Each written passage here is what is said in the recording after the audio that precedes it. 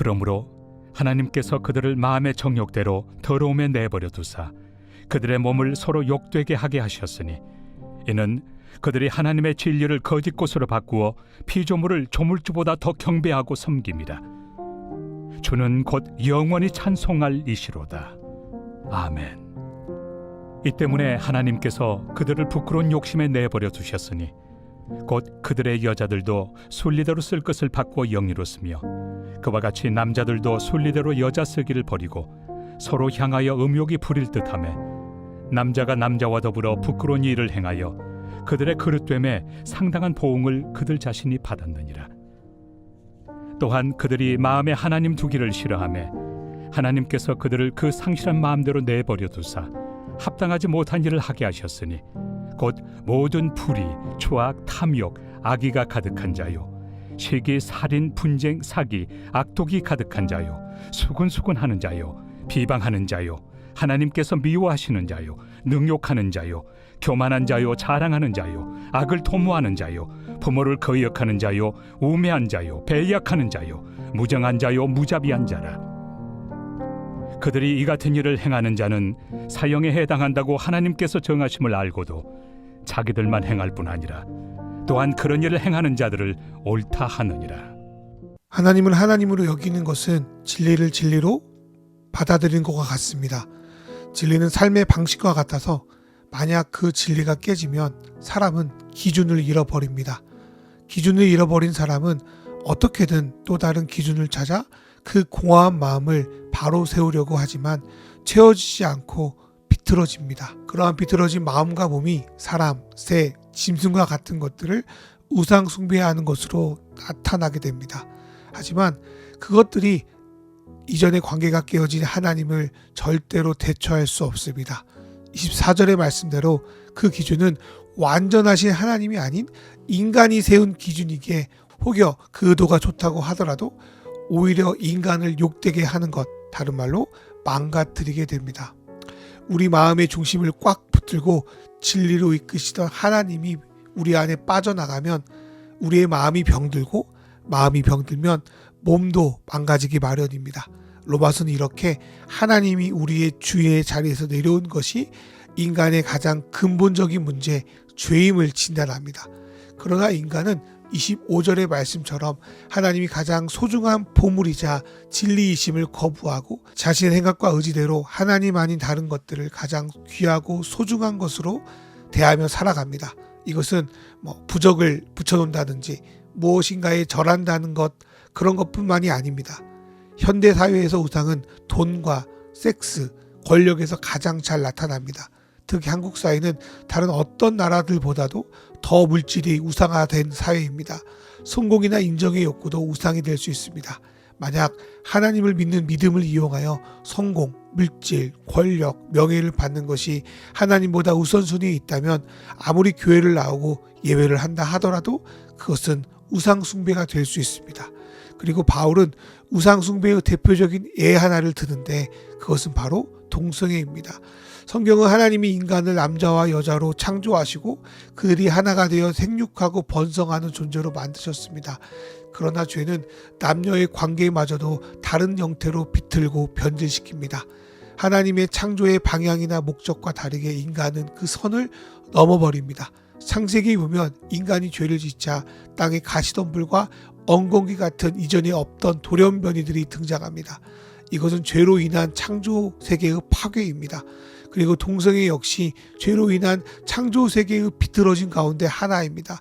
또한 바울은 죄로 인한 몸의 망가짐을 그 당시 로마 사회에 만연했던 동성애를 애로 든 것이지 이것이 특별한 죄여서가 아닙니다. 죄로 인해 진리를 받아들이지 않고 진리를 받아들이지 않으니 마음이 비틀어지고 마음이 비틀어지니 다양한 형태로 몸이 망가지는 현실을 우리 인간들은 모두가 경험합니다. 그리고 바울은 죄로 인한 대가를 인간들이 이미 받았다고 말합니다. 이 부분을 동성애가 아닌 다른 것으로 얼마든지 풀어낼 수 있습니다. 인간이 하나님의 청지기라는 정체성을 잃어버리자 인간은 자연을 가꾸는 것이 아니라 오히려 파괴합니다. 그리고 그 파괴는 온 피조물뿐 아니라 인간 자신을 망가뜨리고 있습니다. 이런 면에서 죄는 27절의 말씀처럼 그릇 됨에 대하여 상당한 보응을 받게 되는 것입니다. 로마서는 어떤 특정한 사람이 죄인이 아니라 모든 사람이 죄를 범하였다라고 말합니다. 그것은 누구도 벗어날 수 없습니다. 특정한 죄, 눈에 띄는 죄, 한두 개 범하지 않는다고 해서 그 사람이 죄인이 아니거나 좀 더 괜찮은 죄인이 되는 것은 아닙니다. 그리고 우리가 이 죄 가운데 있는데 사는데 별 지장이 없고 오히려 세상적으로 잘 나간다 하여 그것이 아무런 문제가 없는 것은 아닙니다. 오늘 말씀에서 매번 반복되는 말씀이 내버려 두심이기 때문입니다.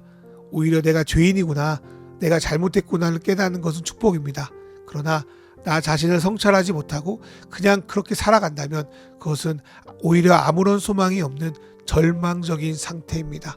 바울은 우리의 이 절망적인 상태가 어떠한지를 28절부터 31절까지 죄의 목록을 나열하는 것으로 우리에게 설명하고 있습니다. 불의, 추악, 탐욕, 악의는 우리가 죄 가운데 살면서 파괴된 인간의 마음을 말합니다. 마음이 망가지면 진실한 공동체를 이룰 수 없습니다. 상대가 내미는 손을 선의가 아니라 의도가 있다고 여깁니다. 그렇기에 시기와 살인, 분쟁을 일삼고 사기치고 악한 일을 하며 상대를 수근수근 뒷담화하거나 대놓고 비방할 뿐 아니라 거만하고 교만하게 남을 대하고 관계의 소중함을 모를 뿐 아니라 리더십을 인정하지 않는 삶을 살아갑니다. 그리고 이런 자들은 하나님과의 관계에서도 무너져 하나님을 미워하고 무시하고 자기 자신이 신인 양 행세하며 하나님과 정반대에 있는 악을 행하며 살아가는 것입니다. 이러한 모습은 특별한 것이 아니라 우리 주변에 흔히 찾아볼 수 있는 현상입니다.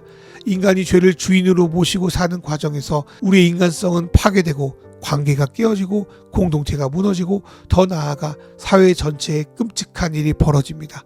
우리는 그것을 우리 주변과 뉴스에서 명백히 확인할 수 있습니다. 그리고 우리 자신에게도 그러한 모습을 찾아볼 수 있습니다. 문제는 인간이 스스로 이 문제를 바라볼 능력이 없을 뿐더러 해결할 수도 없는 것입니다. 처음에 문제가 생기면 우리는 심각하게 이 일을 보지만 그 일이 반복되면 마치 이러한 일을 당연한 것처럼 여기고 더 큰 죄를 짓는 것을 거리낌 없어 합니다. 그러기에 죄는 시대가 가고 기술이 발달할수록 더 정교하고 잔인하며 더 큰 파괴력으로 우리에게 다가옵니다. 또한 더 큰 문제는 하나님이 이 죄악의 끔찍함을 그냥 내버려 두신다는 데 있습니다. 이것은 우리가 살아가는 사회를 보면 더욱더 잘 알 수 있습니다. 하나님, 저건 분명히 나쁜 일인데 왜 그냥 내버려 두십니까? 바로 조치를 취해야 되는 거 아닙니까? 근데 왜 그냥 저들의 타락을 그냥 놓아두십니까? 이런 질문에 대해 바울은 하나님이 내버려 주신다는 것으로 표현됩니다. 솔직히 우리는 이 부분에 대한 모든 것을 알 수 없습니다. 하나님이 가라지 비유처럼 가라지를 뽑으려다가 곡식까지 뽑을까봐 내버려 두시는 것일 수도 있고 주님께서 모든 인류에게 끝까지 기회를 주시는 것일 수도 있습니다. 그 내버려 두심에 우리는 분노하지만 내 자신을 보면 그 내버려 두심이 우리에게 기회를 주시는 은혜가 되기도 합니다. 그리고 그 내버려 두심은 어쩌면 하나님이 더 이상 인간의 망가짐에 간섭하지 않으시겠다는 가장 큰 심판이 되기도 합니다. 이 세상이 깨어졌고 소망이 없음을 발견하지 못하면 복음도 우리에게 기쁘게 들리지 않습니다. 그러나 깨어지고 망가지고 더구나 하나님이 내버려 주시는 것 같은 안타까운 현실 속에서 하나님은 단 한 가지 소망을 우리에게 주셨는데 그것은 예수 그리스도 자신이십니다. 예수 그리스도는 우리를 하나님의 진노하심 속에서 건져내실 것입니다. 하나님과 전혀 관계없이 내버려둔 상태에서 하나님의 자녀가 되는 놀라운 축복과 은혜로 우리를 이끌어 주십니다. 앞으로 우리는 로마서에서 그 복음의 능력과 은혜를 마주보게 될 것입니다. 오늘 주신 말씀을 묵상하며 죄가 무엇인지 그게 우리의 삶에서 어떤 영향을 끼치는지를 바라보며 악을 내버려 두시는 것처럼 보이는 현실 뒤에 있는 하나님의 진노하심을 바라보며 그리고 그런 가운데 우리를 구원으로 이끄시는 예수님을 기대하며 살아가는 오늘 하루 되시기를 소망합니다. 이 시간 주신 말씀 생각하며 기도로 나아갑니다.